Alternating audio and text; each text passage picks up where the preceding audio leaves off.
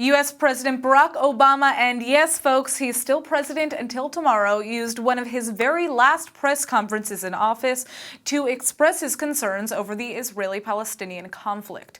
Let's turn now to ILTV's Aaron Porras with more on the story. Thank you very much, Natasha. Despite Trump's pro-Israel rhetoric, it's anyone's guess as to how his administration will actually behave. But President Obama says that he believes the prospect in the two-state solution is waning due to the increased Israeli building in Judea and Samaria, as well as the Palestinians' failure to come to the table with any peace-conscious decisions. I continue to be significantly worried about the Israeli-Palestinian issue. And I'm worried about it both because I think the status quo is unsustainable, that it is dangerous for Israel, that it is bad for Palestinians, it is bad for the region, and it is bad for America's national security.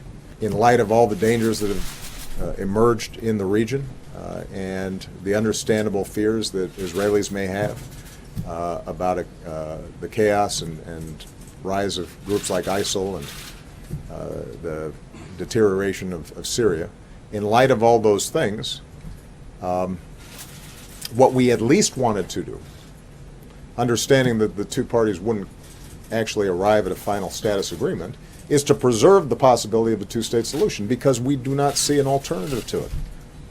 Obama went on to call for both the Israelis and the Palestinians to move quickly before it's too late. And I've said this directly to Prime Minister Netanyahu. I've said it inside of Israel. I've said it to Palestinians as well.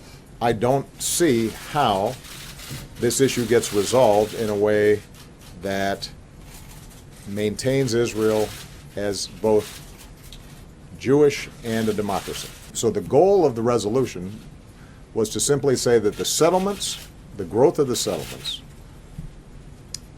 are creating a reality on the ground that increasingly will make a two-state solution impossible.